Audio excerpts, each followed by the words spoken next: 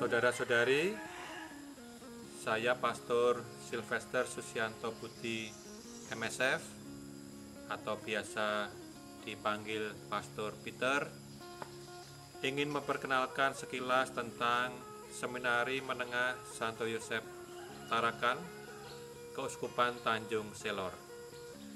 Seminari Santo Yosef Tarakan ini didirikan pada tanggal 8 Juli tahun 2011 oleh Monsinyur Justinus Harjo Susanto MSF. Setelah 10 tahun berdiri, seminari ini kurang lebih telah mendidik 150 siswa sampai saat ini.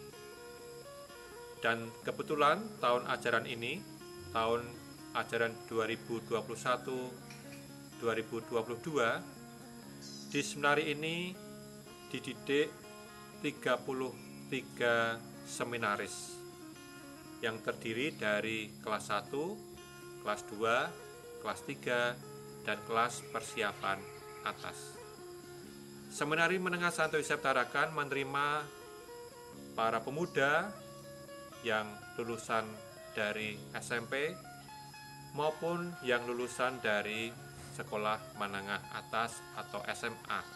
Setelah lulus dari seminari ini, nantinya para seminaris akan melanjutkan ke seminari tinggi di Malang untuk menjadi calon imam diosesan Keuskupan Tanjung Selor, atau mereka juga diperkenankan juga masuk kongregasi religius yang lain, khususnya mereka yang berkarya di Keuskupan Tanjung Selor ini, yakni MSF, OMI, MSC, atau Fransiskan.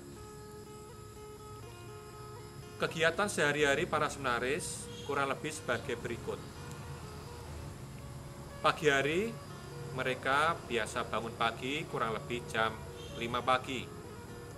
Kemudian dilanjutkan dengan mandi. Lalu setelah itu jam 6 pagi mereka mengadakan misa pagi, misa harian di kapel seminari. Setelah itu, bagi siswa kelas 1, kelas 2, kelas 3, mereka kemudian bersiap-siap bergegas untuk sekolah ke sekolah menengah atas SMA di Don Bosco. Mereka setelah sarapan, kemudian mereka berjalan kaki kurang lebih 20 menit menuju sekolah mereka di SMA Don Bosco. Kalau hujan, mereka juga harus kami antar lewat mobil. Sedangkan untuk siswa KPA atau biasa dikenal dengan siswa kelas 4, setelah misa mereka mengadakan ibadat pagi kurang lebih 30 atau 20 menit. Setelah ibadat pagi, siswa KPA melanjutkan sarapan, dan kemudian pagi hari siswa KPA mengadakan pelajaran khusus di seminari mulai jam 8 pagi sampai jam setengah 12 siang. Lalu siang hari mereka bersama kelas 1, kelas 2, kelas 3, kelas KPA, mereka bersama makan siang kurang lebih jam 12 siang. Setelah itu mereka istirahat santai sampai kurang lebih jam 2 siang. Kemudian istirahat. Kemudian sore acara mereka dilanjutkan dengan opera atau biasa dikenal dengan kerja bakti, bersih-bersih halaman, bersih ruangan, dan sebagainya. Kurang lebih mereka opera kerja bakti selama 30 menit. Setelah opera mereka kemudian mandi, dan kemudian jam 5 sore seluruh siswa seminari ada pelajaran khusus mata kuliah atau mata studi khusus seminari. Misalnya bahasa Latin, kuliah yang paling disukai oleh mereka, bahasa Inggris, liturgi, kitab suci, public speaking, analisis, dan sebagainya. Jadi mereka sore hari jam 5 sampai jam 7 ada pelajaran khusus untuk bidang studi khusus seminari.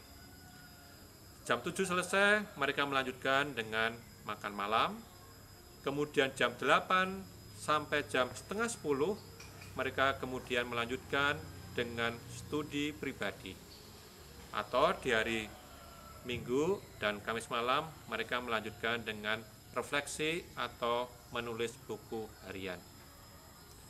Setelah itu, mereka istirahat kurang lebih jam 10 atau jam setengah 11 malam.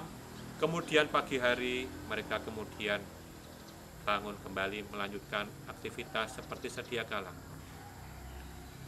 Selain kegiatan itu ada juga kegiatan yang menjadi favorit mereka, yakni olahraga, khususnya futsal, bulu tangkis, dan bola voli.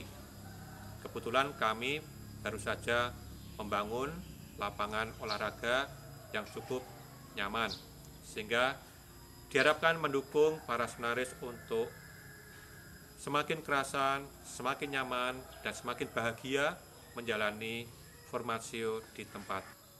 Untuk hal finansial, kami sangat bersyukur karena seminari ini memiliki para donatur, para penderma yang sungguh luar biasa, yang dengan setia secara rutin membantu kami di tempat ini. Maka secara finansial kami bisa dikatakan mencukupi. Bahkan berkat kebaikan para donatur, kami semakin hari semakin bisa memperbaiki segala fasilitas, sarana, makanan, minuman, sehingga para seminaris semakin kerasan, semakin nyaman, dan bahagia. Ada berbagai usaha dari kami untuk memperkenalkan seminari ini. Salah satunya adalah dengan pembuatan kalender seminari. Setiap tahun kami membuat kalender seminari. Kami mencoba mencetak kurang lebih 5.000 eksemplar, dan kemudian kami bagikan, kami distribusikan ke paroki-paroki sekeuskupan ini sekaligus untuk memperkenalkan seminari. Dan memang buahnya luar biasa. Dari kalender itu banyak kaum muda yang kemudian tertarik, terpanggil untuk masuk seminari. Cara yang lain adalah ketika masa biasa, para seminaris juga diberi kesempatan untuk bertugas kur di paroki-paroki, khususnya di paroki yang ada di Tarakan ini, yakni di paroki Santa Maria Immaculata Tarakan dan di paroki Santo Yosef Bekerja di Juwata.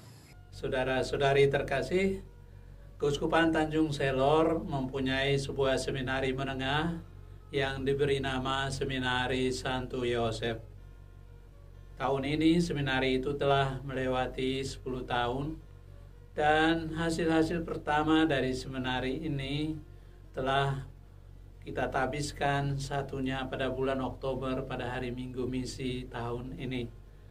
Kami berterima kasih atas dukungan banyak pihak sehingga seminari ini dapat berjalan sampai sekarang dengan jumlah siswa yang konsisten walaupun jumlahnya belum banyak.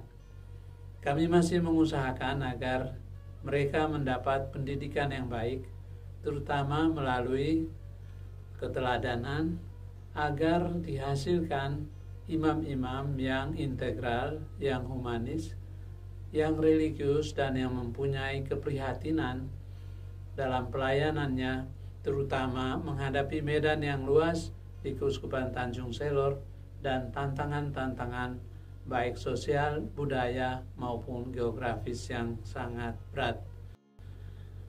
Kami juga menginginkan agar banyak orang muda dapat terpanggil untuk semakin menggabungkan diri di seminari ini.